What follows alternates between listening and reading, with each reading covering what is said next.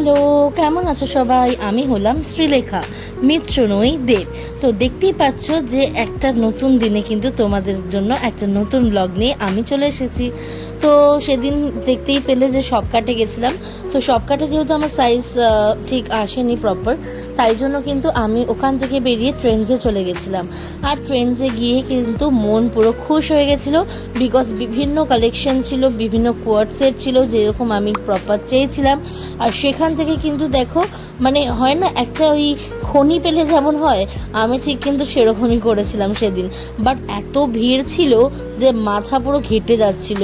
আর তারপর জামাগুলো সিলেক্ট করে লাইনে দাঁড়িয়ে তো পুরো আধা ঘন্টা থেকে 45 মিনিট সময় কেটেই গেল। যাই হোক, আর ওইদিকে দেখো আমার মিস্টার কিন্তু একেবারে অধৈর্য হয়ে গেছে, কিন্তু মুখে বলতে পারছে না। তারপর কেনাকাটা হয়ে ওখান থেকে বেরিয়ে চলে এলাম। আর কোথায় কিনতে গেছিলাম সেটা তো তোমরা দেখতেই পেলে, আমি ডায়মন্ড প্লাজায় চলে গেছিলাম। আর ওখান থেকে বেরিয়ে একটা করে চা খেয়ে নিয়েছিলাম দুজনে মিলে।